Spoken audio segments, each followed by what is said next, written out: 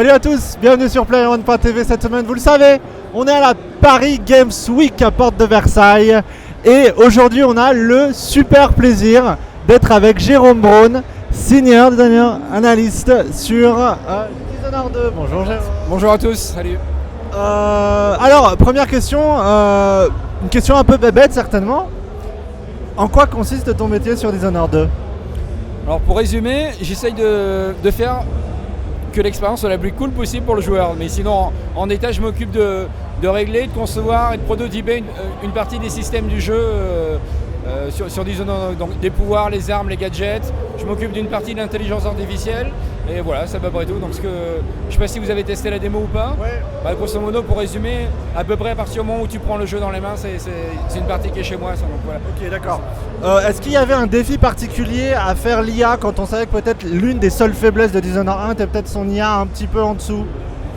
Alors je pense que malgré tout, c'est pas uniquement propre à Dishonored 2. Je pense que c'est extrêmement difficile dans un jeu d'avoir une IA qui tient la route et qui ne soit jamais prise en défaut. Par contre, on a vraiment tout refait de zéro sur Dishonored 2, donc on a des trucs vraiment très très malins sur la détection du joueur par les ennemis. On a un système de barque, donc c'est des phrases qui sont lancées par les ennemis pour signifier aux joueurs qu'ils sont en train de le chercher, dans un endroit particulier. Par exemple, quand ils tombent sur le cadavre d'un de leurs potes, ils vont pouvoir dire une phrase en disant « Il a été égorgé, il a été tué par un carreau d'arbalète, il a été brûlé. » Voilà, donc on a plein de trucs là-dessus. Donc on a fait si une porte qui était censée être fermée, elle est ouverte, ça va les faire agir de manière différente. Ils vont être suspicieux. Au contraire, si c'est une porte qui était censée être verrouillée, qui a été ouverte par le joueur et laissée ouverte, là ils vont se mettre à chercher parce qu'ils trouvent que c'est vraiment bizarre. Donc on a plein de trucs comme ça qu'on a poussé. Par exemple, si un endroit sur un bureau il y avait un objet de valeur qui a été dérobé par le joueur, si un garde arrive là, il va s'apercevoir que cet objet a été dérobé et qu'il va réagir en fonction. Okay, donc il y a tout plein de petites nuances qui ont été rajoutées au niveau de l'IA pour pouvoir effectivement augmenter l'immersion et pour surtout que le joueur doive absolument faire attention à tout ce qu'il fait en fait. Exactement, parce que c'est une des règles sur Dishonored et sur ces types de jeux en général, c'est que ce qui est intéressant, c'est que le joueur remarque tout de suite l'impact qu'il a sur l'environnement. S'il y avait un ennemi, s'il a tué, il n'est plus là. Mais s'il y avait un objet quelque part qu'il a volé, et si quelqu'un réagit au fait que l'objet a été volé, je pense que c'est gratifiant pour le joueur. Et puis c'est aussi malin d'avoir fait ça au nez à la barbe des NPC. Mais aussi pour lui, la reconnaissance par le jeu de se dire voilà, t'as été malin, t'as vu ce truc-là, et nous, on a prévu le fait qu'un garde le remarque et que, voilà, que quand tu vas l'entendre, tu seras bien au courant de ce qui a été fait. Ok. Si on saute sur un tout autre sujet, on va toujours parler de toi, t'en fais pas. Mais en préparant l'interview, j'ai vu que en fait, le jeu vidéo t'étais un peu tombé dessus plus que tu n'étais tombé dessus en fait. Est-ce que c'est quelque chose que tu confirmes ? Tu consommais le jeu vidéo un peu comme quand on consomme des films en fait. Ah oui, moi j'ai toujours, avant d'en faire vraiment mon métier, moi j'étais un très grand joueur. Et ce que je dis souvent, c'est que ça faisait partie des professions où pour moi, ça semblait tellement irréalisable que j'imaginais même pas quand j'étais petit que ça pouvait être en boulot en fait. Donc un peu comme, je sais pas, réalisateur de films ou faire des effets spéciaux finalement, même si c'est des gens qui le font. Enfin, moi du moins quand j'étais petit, je percevais jamais qu'effectivement c'est un vrai métier derrière. Donc, et moi par un concours de circonstances, effectivement, je suis rentré dans le jeu vidéo dans une démo partie et ensuite j'ai fait du playtest chez Callisto à l'époque. Mais effectivement, c'était, j'aurais jamais imaginé que je pouvais rentrer dans ce milieu-là. Et je pense qu'à l'époque, finalement, il n'y avait pas vraiment qui pouvait se dire que ça pouvait être un vrai métier. Est-ce qu'il y a des surprises, il y a des choses qui t'ont surpris par rapport au monde du jeu vidéo, dans son évolution, ou par rapport à l'image que tu en avais en tant que joueur, et maintenant que tu es dans, on va dire, le ventre de la bête, est-ce qu'il y a des choses qui t'ont surprise ou qui t'ont dérangé ou... C'est pas vraiment surpris, mais c'est plus qu'effectivement l'image que se fait l'extérieur du monde du jeu vidéo. Effectivement, c'est quand on explique à tes amis, à tes parents que tu bosses dans le jeu vidéo, c'est toujours un peu les mêmes remarques naïves du genre tu joues toute la journée, ça va, c'est pas un vrai métier, mais une fois que tu es dedans, tu t'aperçois ce que ça demande pour bosser dans le jeu. En programmation, il faut avoir des notions assez hallucinantes en mathématiques, en physique, en plein de choses comme ça. Même en game design, il faut malgré tout un petit background culturel, avoir quand même beaucoup de curiosité, si possible avoir un background un peu technique, des petites notions de programmation, être bon en anglais. Il y a plein de choses dont on ne soupçonne pas avant d'entrer dans le jeu, mais effectivement c'est hyper exigeant. Et surtout parce que surtout en jeu comme Dishonored, avec un tel souci du détail, il faut vraiment rien laisser au hasard, donc il faut quand même pas mal de minutie dans tout ce qu'on fait. Donc effectivement c'est... Vous avez commencé le développement de Dishonored juste après Dishonored 1 ou est-ce qu'il y a eu on va dire, un peu de suspense quant à une éventuelle suite? Ou est-ce que dès le début ça a été envisagé comme ou peut-être une trilogie ou une quadrilogie? Alors moi je suis arrivé un peu après la fin de Dishonored 2, ouais. donc je n'étais pas au courant des premières tractations là-dessus, mais en tout cas je sais que la pré-production a commencé malgré tout assez en amont en fait par rapport à la fin de Dishonored 2, je pense pendant la phase de conception des DLC du premier. Et donc, et au total ça a dû faire à peu près 4 ans de développement pour Dishonored 2. Ok. Si on revient sur les pouvoirs et notamment sur l'arrivée d'un nouveau personnage qui est donc Emily, comment est-ce que ça s'est passé? Est-ce que par exemple toi, vu que tu as eu ton mot à dire sur les pouvoirs, est-ce que tu l'as tout de suite envisagé comme étant en plus infiltration, ou est-ce que tu t'es dit le joueur fait ce qu'il veut et s'il veut y aller à la bourrin avec Emily, il pourrait y aller? Parce que quand on regarde les pouvoirs, c'est vrai qu'on a plus l'impression qu'elle est ancrée infiltration beaucoup plus que Corvo par exemple. Eh bien pas du tout. Ah bah voilà, super, voilà. bien joué. Parce qu'en fait, un peu comme Corvo, on a essayé de, enfin même encore plus que Corvo finalement, on a essayé de faire que ses pouvoirs soient le plus polyvalent possible. Donc tout ce qu'on lui a donné en nouveauté, il y a toujours le fait que tu puisses l'utiliser de manière létale ou non létale. Par exemple le Shadow Wall, tu sais quand tu te transformes en permanent pour l'air, donc tu peux juste l'utiliser pour passer des ennemis qui gardent sans qu'ils te voient.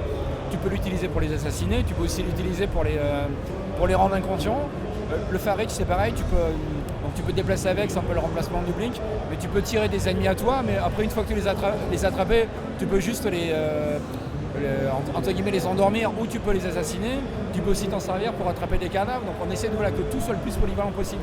Le meilleur exemple c'est le domino en fait, tu sais, tu peux lier plusieurs ennemis ensemble. Ouais. Par contre, après t'en fais exactement ce que tu veux. Stealth ou pas, si tu vas mettre un carreau d'arbalète dans la tête d'un, les trois vont tomber, donc il n'y a pas de... Et surtout on ne voulait pas tomber dans le côté un peu...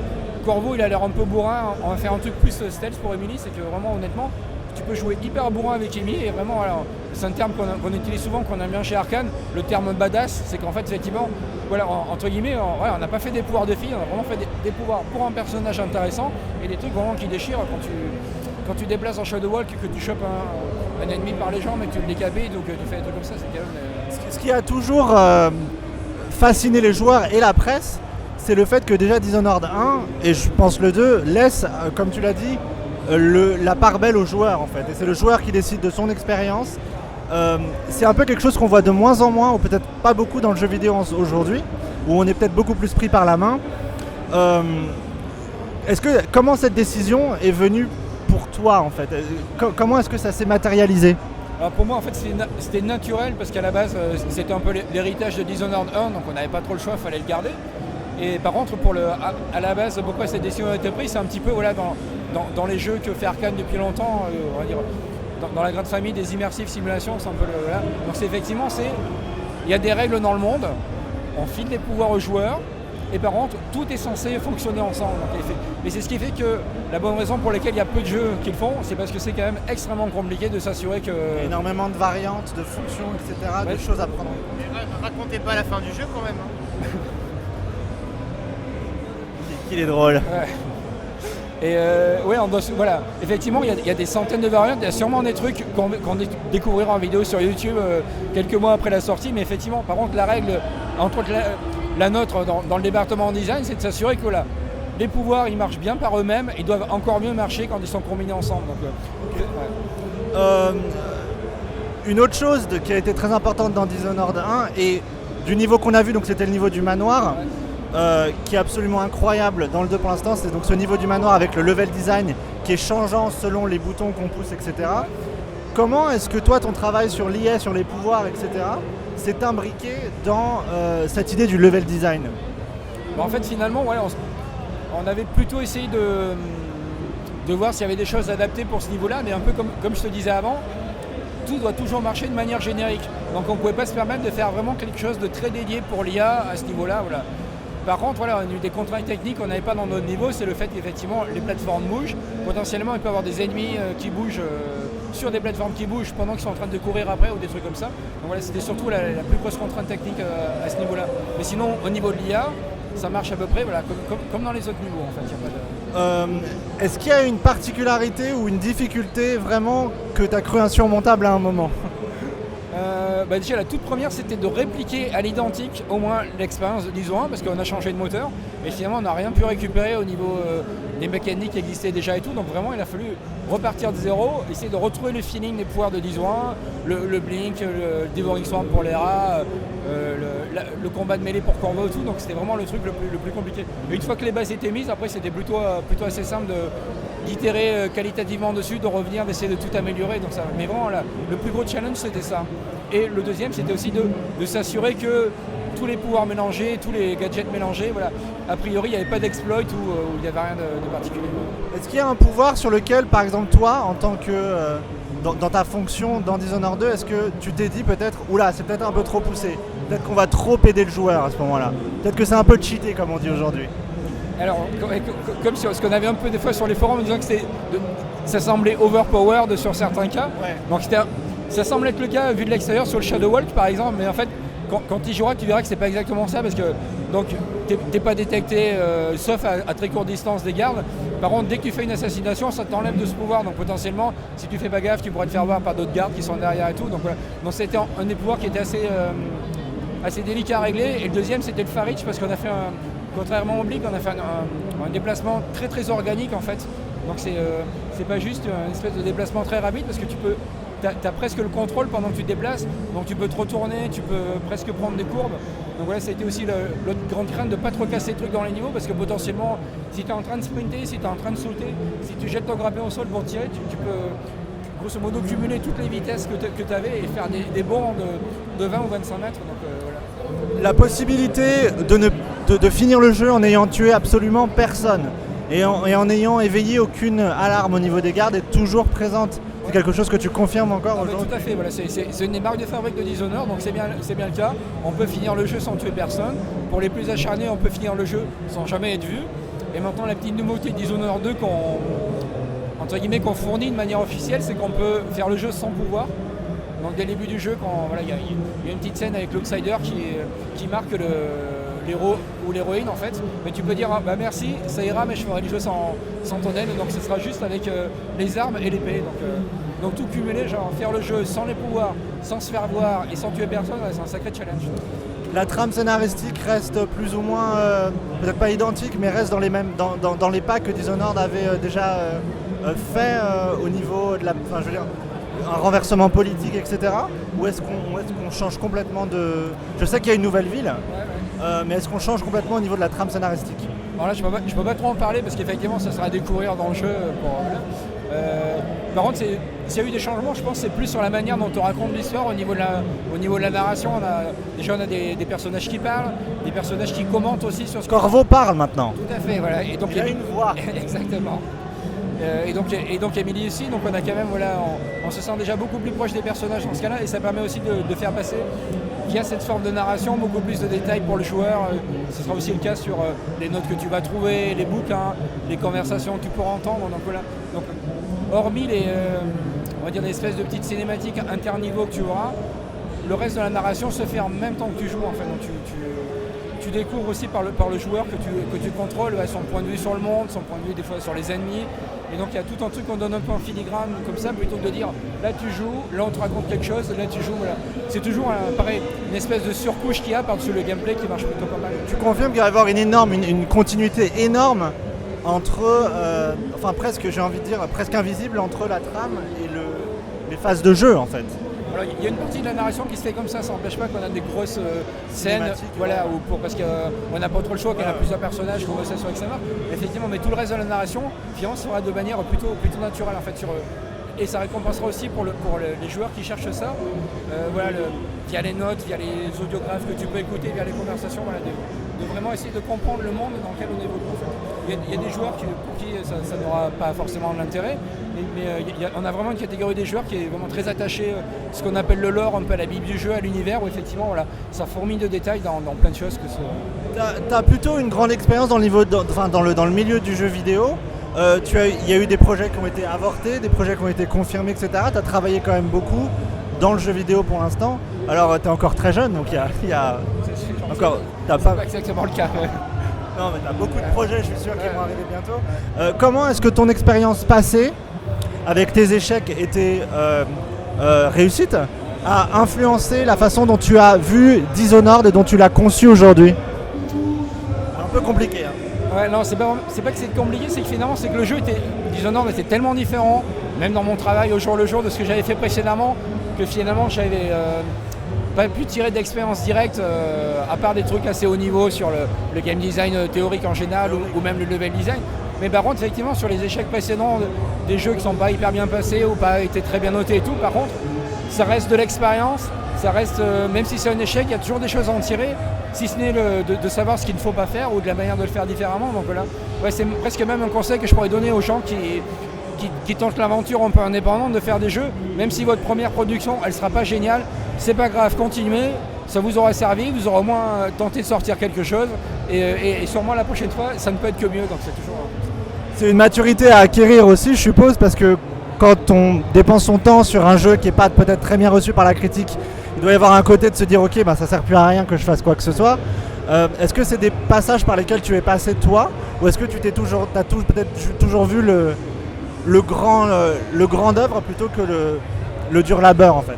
Ouais, effectivement, c'est jamais très agréable quand après avoir bossé 4 ou 5 ans sur un jeu, comme ça a pu m'arriver, voilà, les critiques sont plutôt dures, et à juste titre en fait, mais effectivement, donc il y a une petite phase de tout ça pour ça entre guillemets, mais effectivement, voilà, il y a des projets qui arrivent derrière, et malgré tout, comme je te disais, tu profites de savoir ce qui s'est mal passé pour essayer de ne pas reproduire les erreurs, même si elles ne viennent pas forcément de toi, mais au moins voilà, sur les productions qui viennent, tu sais voilà, ce qu'il ne faut pas produire.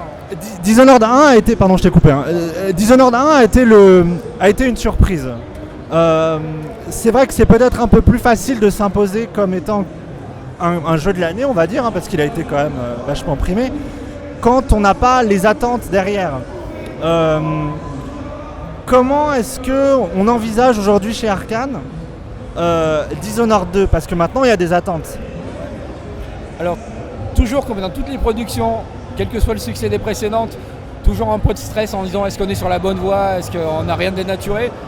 Donc on avait vraiment le nez dans le guidon jusqu'à 5-6 mois là, et ensuite voilà, les joueurs ont commencé à mettre la main sur le jeu, il y a des previews hands-on et tout, donc on a des très bons retours, donc ça c'est plutôt rassurant. Donc effectivement, sur les attentes des joueurs, même sur les tests des journalistes, donc on bénéficiera plus de cet effet surprise malgré tout. Par contre, on reste dans une catégorie de jeu qui est quand même très unique en fait. Mais je pense que voilà, tu vois, on n'est pas du gros shooter avec des grosses armes, on n'est pas un RPG très hardcore dans ces balades. Donc effectivement, je pense qu'il y aura toujours malgré tout cet effet surprise pour des joueurs qui potentiellement découvriront Dishonored à travers le 2, mais même pour ceux qui ont joué au premier, je pense qu'il y aura toujours de la surprise de se dire ah bah tiens, il y a toujours ce type de jeu qui se fait. Malgré tout, j'ai pas joué à une expérience comme ça depuis bien longtemps, et je pense que malgré tout, ça, même si on n'aura plus la surprise pour nous, je pense qu'on aura toujours la fraîcheur de se dire voilà, c'est quelque chose auquel j'ai pas l'habitude de jouer. Si on revient sur l'IA, on a vu qu'il y avait différents, en tout cas dans le niveau qu'on a vu sur le Manor, on a vu qu'il y avait donc des robots et des humains. Est-ce que ta façon d'envisager l'IA, parce que les robots sont aveugles si je me trompe pas, ou ils sont sourds? Alors tu te trompes un petit peu, mais en fait, c'est que dans le niveau que tu as vu, par défaut, il y en a certains qui sont, on va dire, en mode veille. Donc c'est-à-dire qu'ils ne te voient pas, mais si tu fais du bruit, s'il y a des gardes qui appellent à l'aide, ils vont se réveiller et ils vont venir t'attaquer. Okay. Alors au contraire, justement, les robots, ils voient encore plus que les humains parce qu'ils ont un deuxième cône de vision. Donc ils peuvent voir devant et derrière. Donc justement, ça permet de changer un peu de stratégie pour les appréhender. Mais effectivement, voilà, c'est un petit peu différent des humains de ce côté-là. Donc, au niveau de l'IA, il y a une calibration différente en fait, où il y a une sensibilité supplémentaire. Par contre, ce que tu disais, c'est peut-être de ça dont tu voulais parler pour le robot, c'est qu'effectivement, tu peux aussi les décapiter, donc à ce moment-là, ils ne te voient plus et ils se repèrent qu'au son. Voilà. Effectivement, justement, au niveau de l'IA, c'est intéressant parce que ça veut dire, entre guillemets, un peu qu'ils vont se battre à l'aveugle. Donc ils vont se repérer uniquement avec le bruit de tes pas, avec le bruit du flingue que tu vas faire quand tu tires, et potentiellement aussi, vu qu'ils ne voient plus, attaquer des gardes qui passeraient par là ou attaquer d'autres clockwork. Donc voilà, ça c'est plutôt intéressant ce côté-là, presque de les utiliser pour les retourner contre les autres NPC en fait. Est-ce que tu peux confirmer la durée de vie de Dishonored 2, ou est-ce que pour l'instant tu n'as pas une idée Alors, le seul problème, c'est que sur un jeu comme Dishonored 2, la durée de vie dépend grandement du joueur. Ça dépend grandement du joueur. Donc si tu vas bourrin en tuant tout le monde ou en passant du temps pour lire les notes, essayer de faire de l'infiltration, pas te faire avoir, donc je pense que ça peut grandement faire varier la durée de vie. Mais je pense que c'est de l'ordre entre on va dire une base moyenne, je pense, de 8 heures. Voilà, tu peux rajouter peut-être 30% en moins et 30% en plus, voire sur certains joueurs 200% en plus parce qu'ils vont vouloir récupérer tous les trucs à trouver dans les niveaux. Et donc, plus effectivement, est-ce que dans la durée de vie tu cumules le fait que potentiellement tu refasses le jeu avec Corvo ou pas? L'expérience sera vraiment, sensiblement différente au niveau du feeling, que ce soit avec Corvo ou Emily, par exemple. Si c'est au niveau gameplay, ouais, c'est à peu près la même chose. Donc il y a une trame et des embranchements qui sont à peu près similaires malgré tout. Par contre, effectivement, on voulait pas trop déshabituer les joueurs déjà qui étaient habitués au premier. Par exemple, voilà, tu as vachement joué avec Corvo sur le premier, tu passes sur Emily sur le deuxième, tu te dis oh là c'est bizarre, c'est pas les contrôles que j'avais en tête. Et aussi, par exemple, si tu fais une partie avec Corvo, tu dis tiens je vais essayer avec Emily, malgré tout qu'il y ait une consistance entre les deux. Donc les déplacements sont les mêmes, c'est plus dans les pouvoirs où ça va vraiment sentir. Toi d'un point de vue personnel, et ça sera peut-être ma dernière question parce que tu as des choses à faire quand même, est-ce qu'il y a un jeu qui encore aujourd'hui auquel tu as joué et continue de te marquer, de marquer ton expérience joueur? Le dernier qui aurait pu faire ça, pour moi c'était Bloodborne en fait. C'est un jeu sur celui-là qui est vachement basé sur plein de systèmes, même si c'est un jeu qui est pas systémique, mais il y a plein de petites mécaniques de partout, certaines très obscures. Mais j'ai trouvé que personnellement au niveau gameplay en général, au niveau expérience de jeu, c'était un des jeux qui m'avait le plus marqué. Et un truc qui n'a rien à voir, j'ai adoré Sumper récemment. Évidemment. Non, mais c'est quand même un super jeu, c'est un truc de malade. Dishonored 2, ouais. Est-ce que je peux dire que je l'ai fini, que je suis hyper fier? Super. Dishonored 2 sort sur... Bonjour. Tu sais que tu es sur ce canapé parce que je t'autorise à être sur le canapé. Monsieur m'autorise à être sur le canapé, alors on dit merci monsieur. Et merci monsieur Corvo.